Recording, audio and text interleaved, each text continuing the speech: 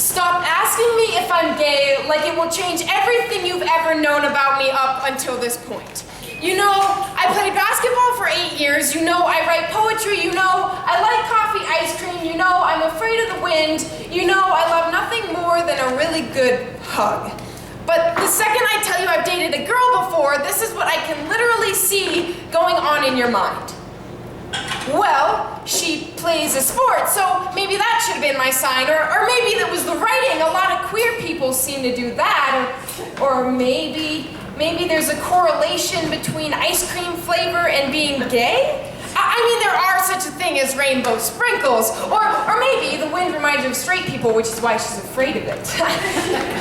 No, that doesn't make sense. Maybe wind reminds her of that song, Colors of the Wind from Pocahontas, which then reminds her of a big gay rainbow, so she uses the fear as a cover-up so no one's suspicious of her gayness. I think I got it.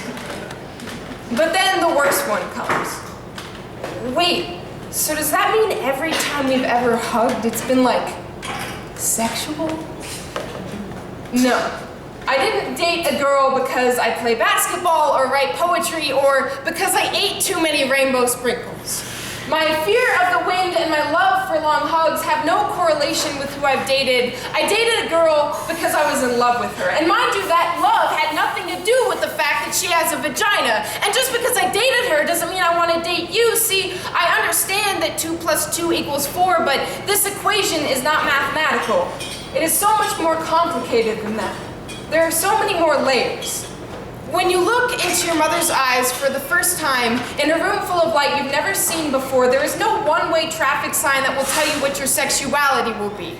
Your journey to discover your true sexuality will be a roundabout, a highway, and a 4-way stop all at once. It's confusing and complicated, but you're driving the whole time, discovering yourself. You will make pit stops along the way, but these pit stops do not define who you are. Driving by a softball field will not make you gay. Getting your nails done will not make you straight. Who you want in your passenger seat and where you are going have nothing to do with each other. There are no signs to look for.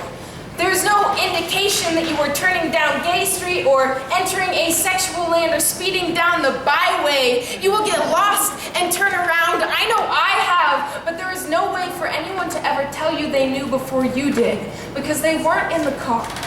So if you're looking for a tip-off as to what it was that made me just a little bit gay, then you will spend a lifetime looking, because discovering myself has been a 17-year-long road trip that only I have gone on. I have seen roads that only I will ever see. I have made pit stops that only I will be able to make. I have had people in my car that are no one's business but my own, and when I'm looking to the future and thinking about where I'm going next, who I want with me will have nothing to do with who's been there in the past, rather determined by how I'm feeling now, in the present. I am driving. I am in control. I do not need your navigation. I have my own map, and it's okay for you to not understand how to read it, but never question its validity. Don't ask me where it came from. Just let me drive.